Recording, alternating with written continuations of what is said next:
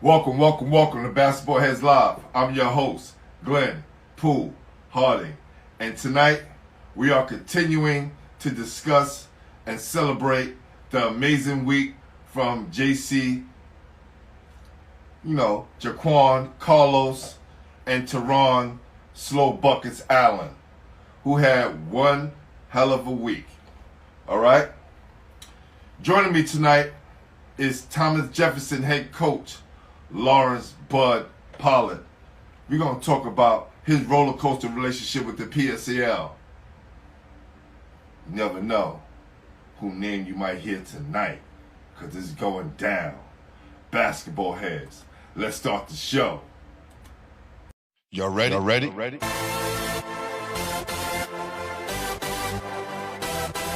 Yes. You have just stepped into the world of chaos, where everybody goes hard. Come on. Go hard. Go hard. Go hard. Go hard. Go hard.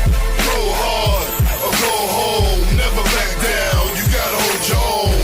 Go hard. Go hard. Go hard. Go hard. Go hard. Go hard. East Coast. Go hard. West Coast. Go hard. Midwest. Go hard. Dirty. Hurry up, everybody. Get online, buy your tickets, cause the game about to start. It's a lot going on, man. It's a lot going on in the city. And, I'm here to speak up for the kid, because for the 4 games that Jaquann demonstrated his scoring excellence, seemed like he got a lot of flack from it as well. I just want y'all to understand, and DJ Don DeMarco, you already know. You play high school ball. You was in there. Just imagine your senior year only having a 6-game season. At the very end of the year, will it put you at odds of maybe missing out some AAU games. Even your graduation, from what I heard. Because they wanted some of the games to be played on the weekend, and some of these kids' graduation is on the weekend. So what do you choose? You choose your graduation, or you choose to play? Vince Carter chose to go to his graduation at North Carolina and still show up at his game the same day. Still caught flack from it.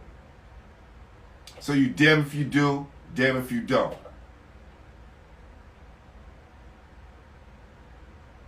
Nobody's going to have these kids back. Well, basketball heads is always going to have these kids back and speak up for them. I know their coaches is in there fighting for them as well. And I know we have a lot of people like my guy BG fighting for these kids as well. When they ain't have nowhere else to play, he's opening up gyms, finding places for these kids to play so they can train and stay on top of their game. So, and I know there's a lot of other coaches out there doing the same. See what my guy Bud at.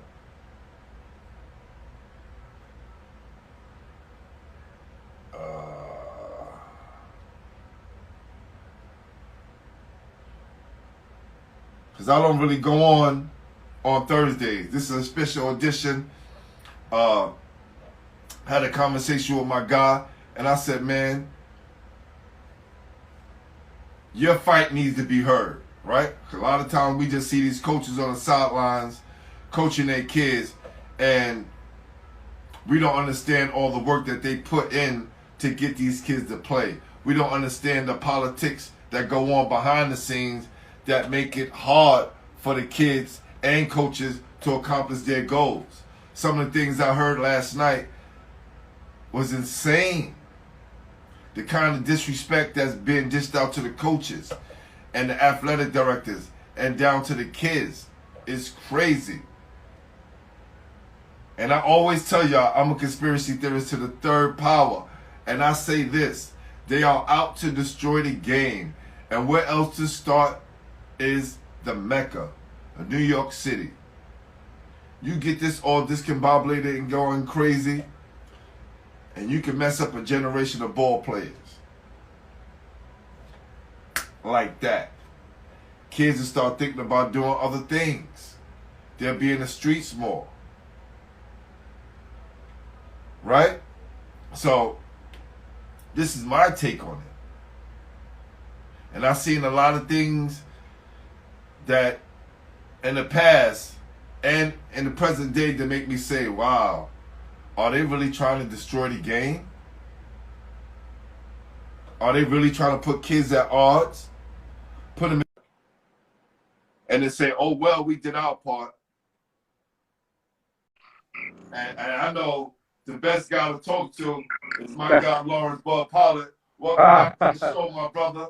That hat, man. Oh, that bucket is nice, that yo. Bucket, I got the matching fit, the Jeff game day fit, man. Yeah. Game day it kind of fit. fits, you know. You got the orange and blue, I got the orange and black.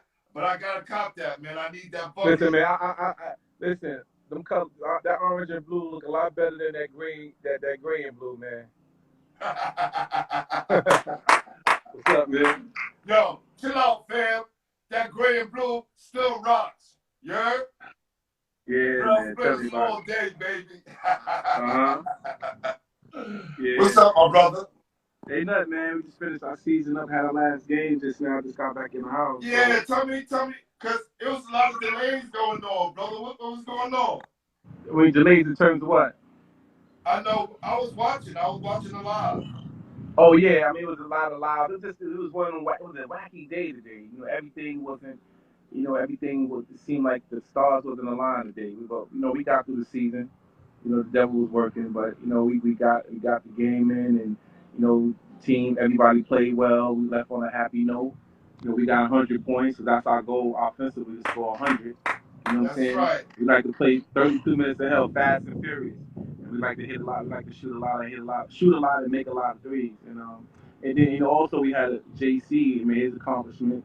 He got 2,311 points. He became an all-time leading scorer. So that Mount Rushmore is JC, Slick, and then Keith Spellman. 3 tough guards, man. Wow, man. And listen, let's go back to the beginning of the week, right? Walk us through it, because I know people looking at those scores and don't know what's really going on behind the scenes and how much their teammates were behind him in all aspects of his accomplishments. So walk us through that, Coach. And one of the things I did today after the game, when we talked about a lot of things and moving forward with those guys in life and team and just everything, you know what I'm saying, off the court, on the court. But when we ended the season last year in the Final Four, JC had 1,987 points. Right, he needed 13 points to break 2,000, but then they ended the season in the Final Four, so he never got that. And he's been scoring a lot of points since he was a freshman. He came in the gym as a freshman and was averaging 25. You know, it went down the sophomore year. Kareem went from averaging 12 points to 38 points. Kareem, and but he, you know, everything worked well, and he, you know, he was able to maintain the scoring when it went down a little bit. But moving to the present, when we had our first game, he needed 13 points. So when he got the 13 points, he was on fire. You know what I'm saying? He was on fire. So I took him out when he got 51. I didn't want to run it up on him. And he said to me, he said, "Coach, let me get 60. Let me do that. Come on, it's my last year. I want to break Keith Spellman. I want to catch Samari." And then when I thought about it, I said, "You know what, JC, you're right. Because during a regular game, I'd never take him out the game. He plays 32 minutes every game. He never comes out the game, and I do owe him that. You know what I'm saying? But it's also a fine line between, you know what I'm saying, showing your opponent up by keeping your best player in. But I think, you know, so I said, you know, I weighed the two. I said, you know what? I'll take the hit for that because he deserves it. And my loyalty is to him, not to my opponent. You know what I'm saying? And he got a lot of buckets stored. And if we would have had the season this year, he would have got the record easy. He probably would have been over 2,500 points. Knowing him, but he definitely made 40 points. Excuse me, and that's the point I was making, right? A 6-game season. What are you telling your senior who's telling you, Coach, I want to play? Like, we don't have like another 17 more games to go. Definitely, and he's a kid. I had a meeting with the guys, and I kind of used him as an example, as a role model to them. Because I asked the team, if you raise your hand if you ever came to a practice and JC wasn't there. and they all couldn't raise their hand. There's never been one. He's never missed a practice, school. He's been a model student. I mean, he has his flaws. You know what I'm saying? Nobody's perfect. Them faces and that whining sometimes, but you know, nobody's perfect, but he's as close as perfect as you can get on and off the court. I mean, he overachieves academically on the court as well on and off the court, and he's everything what we ask our players to be. Man, I just was it's hard having him go out the door and you know what I'm saying not knowing what's coming in, but if everybody comes in on campus that's supposed to come in, the future looks bright for us. And but so when he scored after he scored the 51, and he said what he said. I said, Jason, you're right. I apologize for taking you out. I don't take you out any other time. You deserve to reach that record. But it also the teammates. When I went to take him out one time, one of the teammates said, he said, nah, I don't take him out, coach. Let him get it. So the team did that for him. But people don't know what you got to do. When that kid, what you got to do is score 50, 73, 93. He scored 90 back-to-back days. I didn't even want to play him the second day after the 90 because when I called him, he was like he couldn't get out of bed. He was dripping sweat. But he got in the game, and then what sparked it was that when we went to play them, it was up for the game. Now, you would think a team like that, they would play a zone. They play us man, they challenge us, as a coach should. If I got Jeff coming in and I'm playing Jeff, if they the best and I want to be the best, I want to challenge them. They didn't sit back. They challenged. They best player went at JC. He scored 5 points on JC. So now they turned JC up. So JC went crazy. Once he started challenging them. So then he running around, but it took his teammates. His teammates found him. But you know what I'm saying? It was they rebounded, they found them. You know what I'm saying? They kept feeding them, but more importantly, he kept making them. Cause you can feed somebody all day. If they can't shoot, they can't score. You know what I'm saying? That's Talk one thing we about all it, coach. forget. Tell You know what I'm saying? That's one thing you could shoot 1,000 shots. If you can't shoot, you can't score 10 points. I don't care who you in the gym with or whoever. So yes, our opponents was inferior. Yes. I take that. But those points can't be erased no matter who they're them. against. Hold on, coach. Hold on. You didn't schedule that game. Oh yeah, I'm gonna get to that part I don't too. think in a million years you would have said, fellas, we going down the block and we're going to go play Spring Creek. And that wasn't. Not the Spring Creek. That we wouldn't have played them. We would have scrimmaged them. But I'm not the type of coach to think I'm on Mount Rushmore and I don't want to give somebody that might not be on our level a chance. I remember when I first came to Jeff, he was on the bottom. I mean, you knew how I was when he was in high school, how I was in high school. And I remember I reached out to guys like Tiny and certain guys. They was like, nah, he didn't want to play me. And I remember I reached out to the Grady coach. He took over for Ringo. And I said, he banged the phone on me. He said, this is who? Calling from where? Boom, bang the phone up on me. So moving No, I'm saying in a 6-game season, not the regular season. If you had a 6-game season and you had 6 teams to play, I don't think Spring Creek would have been one of them. Oh no, definitely Spring Creek would have won. It should have been one of them, and it didn't make sense to me for them to put them in our division because we had enough AA teams that opted in that was playing. Yeah. They said you can't leave your borough to play. But they let South Shore girls leave the borough to go play in the Donald Douglas event. So they contradict themselves with that. They contradict themselves. How you let South Shore go to Queens to play a double hit with Cardoza, but you can't leave the borough and play? So they did that. But that goes to show you they do what they want to do when they want to do it. So the rules only apply, the rules apply when they see fit. So I'm not even going to touch that. But you know what I'm saying? That's over my pay grade. But moving forward, this is what's on the schedule, and neighbor. This is what's on the schedule, so we play the game. Now, during this time, I reached out to, Canarsie forfeited against us. They wouldn't play us. You know what I'm saying? Hold on. Time out. Mm-hmm. Is Canarsie A-AA? Canarsie is AA team. They was on the schedule. I called them the week of the game. Or the day before they played Transit on Wednesday. We supposed to play on Friday. So I called them to talk about the game, and he said, I'm not playing you. I said, well, if you're not playing us, I'm going to get Transit Tech to play. He said, no, I'm playing my home games. So he said he opted, he played his home games. So he played his home game on Wednesday, opted out on us on forfeited us on Thursday, played his game on Monday. So he didn't want to play us. You know what I'm saying? I reached out to KK. I don't have a great relationship with the coach at E. I don't know them guys. It's a little bit of bad blood there, but I try to mend the fence. You know what I'm saying? And I called them, emailed them, begged them, let's play. They didn't want to play. You know what I'm saying? whatever reason they wouldn't want to play. You know, Smoke opted out, and Boys and Girls opted out, What is the and problem, Coach? What do you think is going on? I you know know, you can't speak for the other coaches, but what do you think is the I mean, you know, underlying issue? I can't speak of what goes on in other people's programs. I only can tell you what goes on in my program. And we never stopped playing. Wherever we could, we found the gym. We was blessed to get a gym once a week. We took advantage of that gym. Wherever we could play in Long Island, Westchester. So as a coach, my job is I would never want to let my kids down. My kids stayed true to me, like JC and guys could have left from other places to play. They like I said, guys, we're gonna have a season. Stay ready, so we ain't gotta get ready. So throughout this whole pandemic, we got together at least once a week. And then when we played in round ball. We played in Mountie Junior Westchester. We played in the March Madness. So wherever we could play with the St. Pat, played in St. Pat. Anywhere we could find a game, we was there. So moving forward, the season comes, and we was ready to play. We had all hands on deck, and looking So, at this Coach, you team was doing all this during the pandemic and everything. Like the during kids the were still having. pandemic. During the Wow. pandemic. So every week we got together at least once or twice a week. You know what I'm saying? We try to squeeze in 2 or 3 some weeks, depending on gym availability and where we can get it at.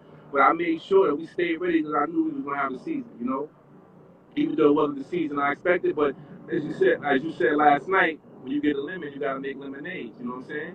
Have to, man. And So listen, and if you want to change these kids' memories from the trauma they have experienced from the year past, right? definitely. America was traumatized. America, period. So just imagine what a 15, 14-year-old kid, a 17-year-old kid is going through. Oh, definitely. I could. I always said to myself, and I always made sure I try to keep these guys engaged, keep them be optimistic, be positive. Even though sometimes I had doubts, I never let them know I had doubts.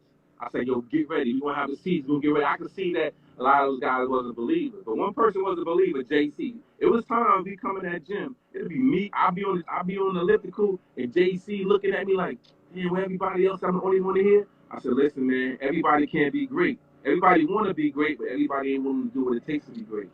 So, and he was one of the kids that was there consistently. You know what I'm saying? He believed, and, and I'm happy that it ended the way for him it ended today. But I tried to play. I tried to play every double A school. So we were supposed to play.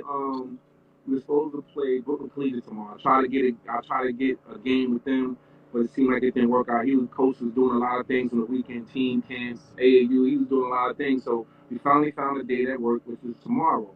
So when I reached out to the PSAL, to put the game on the schedule, so to make it for one of the forfeits in somebody's division, they said, well, they're not in your division. I said, how they not in our division?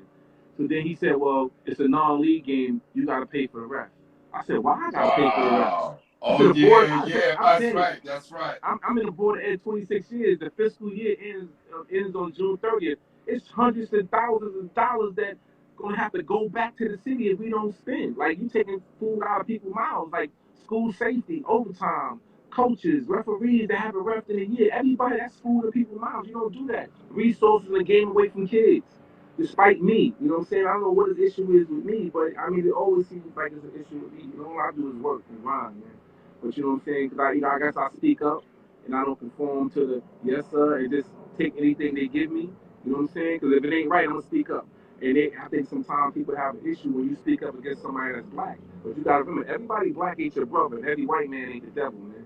Say You know what it I'm saying? again. Say it again, Yeah, fam. everybody Please, black please. is not your brother, and every white man ain't the devil, man. You know what I'm Facts. saying? Everybody talk Black Lives Matter, but before that can matter, Black lives gotta matter to black people. You know what I'm saying? We expect everybody else to come save us, but before they save us, we gotta save ourselves, man. You know what I'm saying? So, but and that's the shame. That's the hard part about the PSAL. Like a lot of us are in position to do a lot of things to help one another, but it seems like we have issues with one another. And we let that block moving forward. So it's gonna be hard for us to ever move forward because there's too many of us against one another.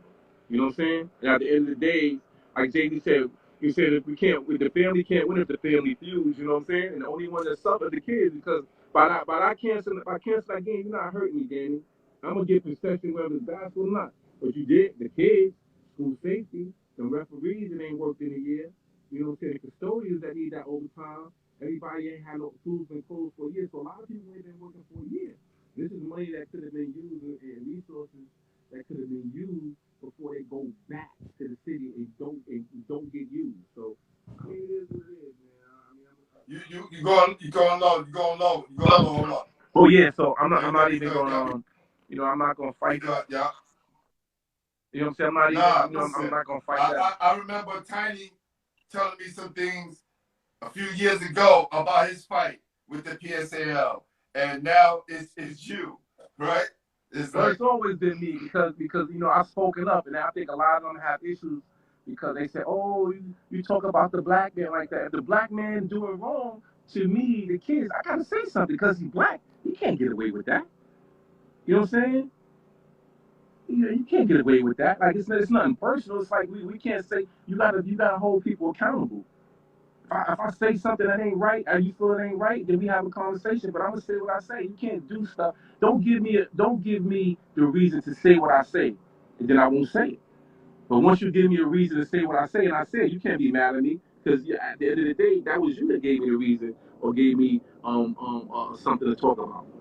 But anyway, I mean, what we gonna do, man? I'm gonna move forward, get ready for next year. I'm glad I sent the kids out. They enjoyed senior day. I made the best I could out this seven game season, and we finished the season undefeated. Like it's great that damn, you finish coach, the they season gave you undefeated. 6. They gave you 6, and you played 7. Trying to play 8 and 9. Man, I'm trying to play everybody, man. I'm trying to play everybody.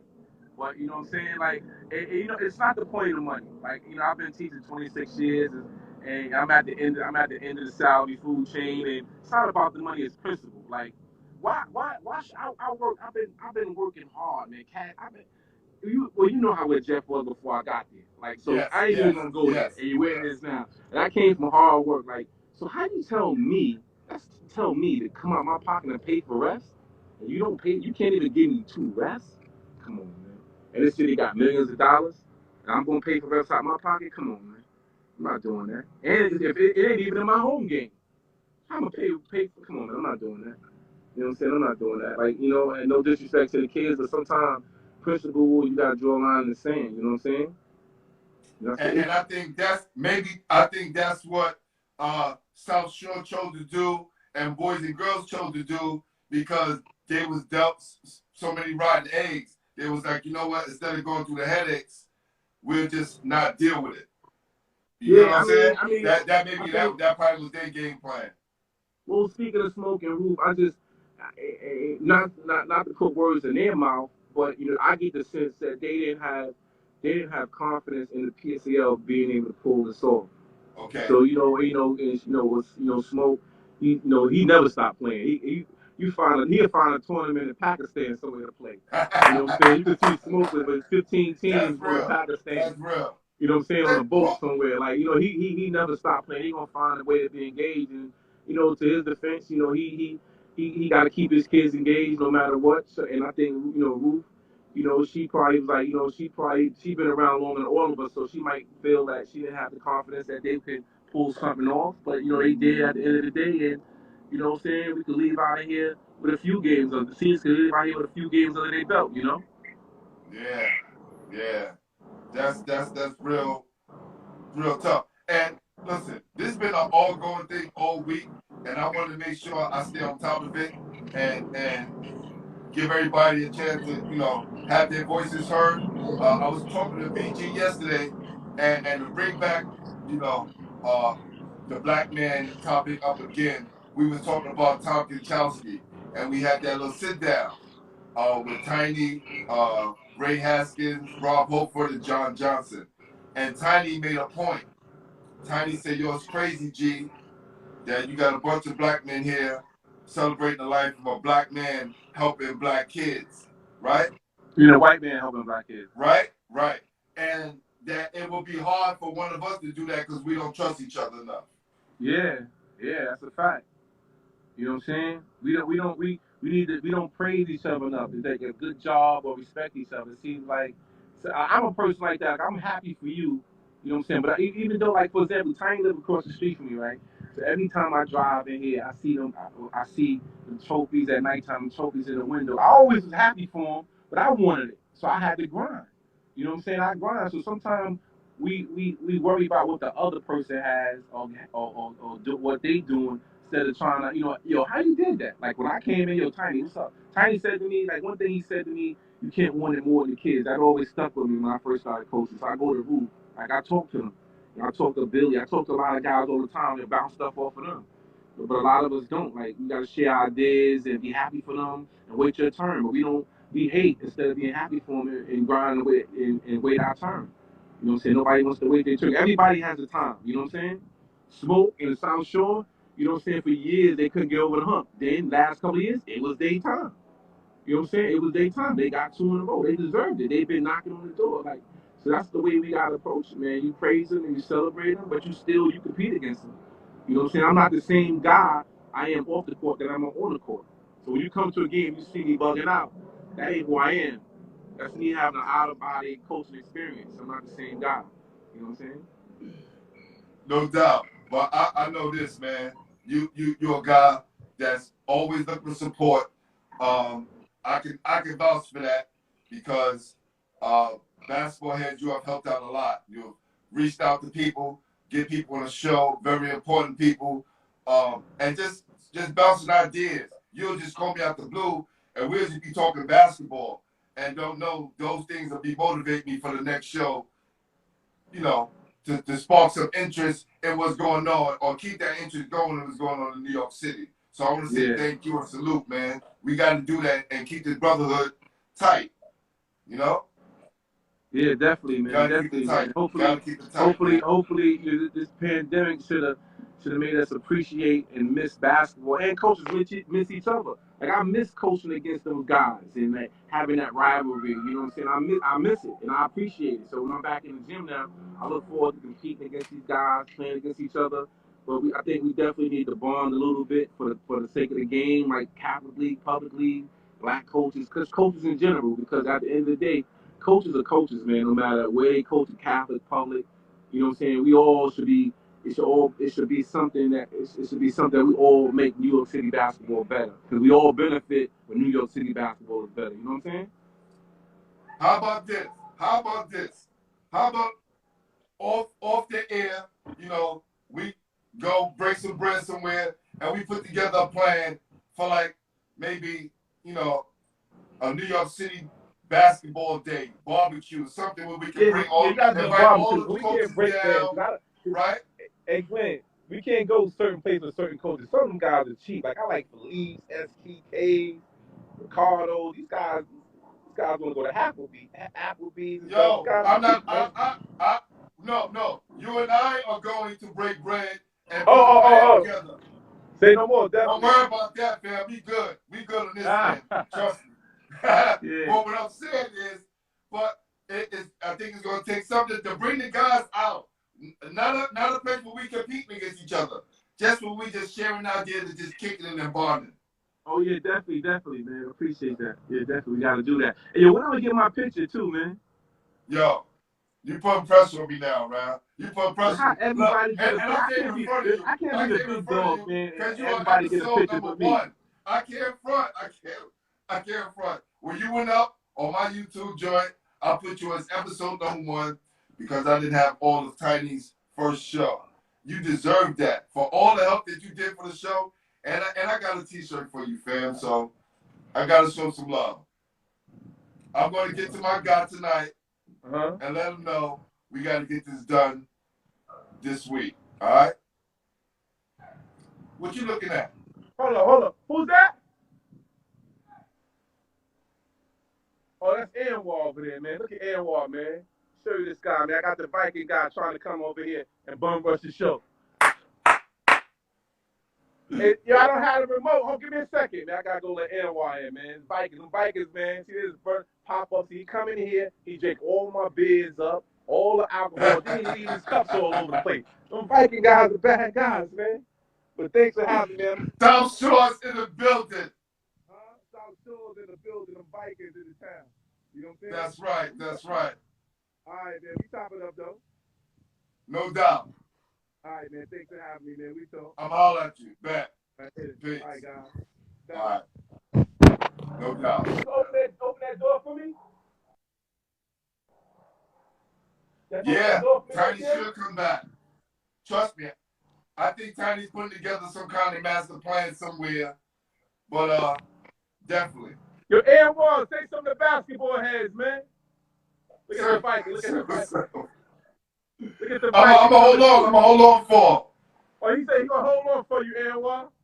Yeah. Tell him to come up. Say, come up, man. Come up. Come up. Yo, why you always come over here empty-handed, man?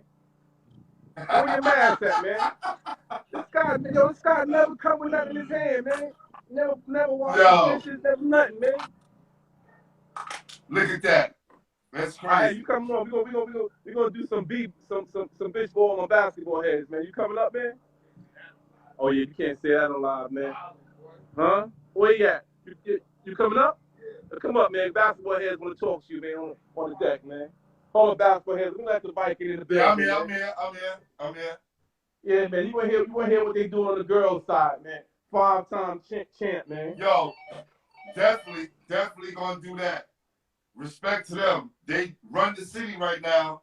We had some Mary Bircham greats up here talking about their time that they had running the city, and now South Shore is doing their thing on the boys and girls. And then you got Thomas Jefferson head coach Bud Pollard doing talk his the thing on the basketball city heads. and state championship Now he level. had 20. Oh yeah, Jay only had 20. I took him out at halftime, man. I ain't playing him in the second. You only had 20 today? He had 20 hold up. Huh? You only had 20 today? I took him out in the first half. Yo, they was real aggressive, kind of wild. You know, it was just. Yo, let me tell you, I saw it. They was running 3 and 4 players out. They was on him. I said, you know what, this ain't this serious. You know what I'm saying? He got his point. I said, Jay, you done for the day, man. You leave out of here the gate. You know what I'm saying? I mean, I'm sorry, the gate. No, look, but he said it like he had 20, like he doesn't have 51, 73, 92, 90. We took him out halftime. He had 20. yo, but that 20, that was a hard 20. They were sending 3, 4 guys. Grabbing, hugging, mugging. They had the DJ playing them guys like they was on steroids. How you doing? You know, but here go the Viking, man. What's happening, coach? Hey, how you doing, man? What's going on? How you doing, my brother? Hey, same old, man. Bring the phone back some. Bring the phone back some so the people can see who you are. There you go. Just came to check the big dog. I seen him doing interviews, you know what I'm saying? I'm glad. And look, I'm glad you are here too, brother. I want to give you guys a big salute for everything that you guys are doing and done for the city of New York City and Brooklyn. Right? Thank you.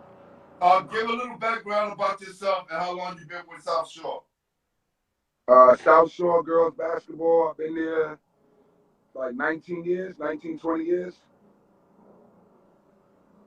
Yo, man. And where you from, man? All I do, I served the big guy. I'm gonna bring, and I can bring you back. I can bring you back for your own show. Don't worry about it. Nah, I've been it's all about Bud, man. I reached out a couple of times to try to get one of you guys on, man. I'm glad I got you here. No problem, no doubt, man. Yeah, now, you know, Bud doing the right thing. He always about the kids. You know what I'm saying? One thing he always told me, even during the pandemic, JC was in that gym every day. So, you know what I'm saying? He getting his flowers while he here, man. He deserves it. I say that too, man. You know, we as adults, sometimes we come down on kids and wonder why some of the kids don't mess with us, right? Because we always checking, like, putting them down and not lifting them up. So with this situation with JC having this week, I just want to say big kudos to him and the Thomas Jefferson Program, and good luck when you go to Hofstra, because this week is going to prepare you mentally and have some of those guys, when you come in, that's the kid that hit 92, 90, and going to make you really step your game up. So it's all good, brother. Sure. Yeah, definitely. Listen, I'm going to let you guys go, right? Let you have your beer and enjoy yourself. Coach, please, I would love to have you on the show so we can just talk South Shore girls basketball. All right, no doubt. Hit me up anytime. All right, we're going to do that. All right, man. Yo, Pool, man. Thanks, basketball heads. Good night to y'all, man. God bless. Yo, Bud, love you, brother. And yo, send me his information so we can make that happen. I'll make sure you get your picture. My man, I got you. Later, y'all. Hello. Yeah. Yeah, call me in 15 minutes. Thank my God for coming on. I want to thank everybody. Coach Jaquann popped in. Who knew that was going to happen? South Shore. It's legendary. 2 legendary coaches making it happen. When it's all said and done, you will see their names up on the Mount Rushmore of New York City basketball. I'm your host, Glenn Pollard, and you've been watching Basketball Heads, the official home for New York City basketball. Peace.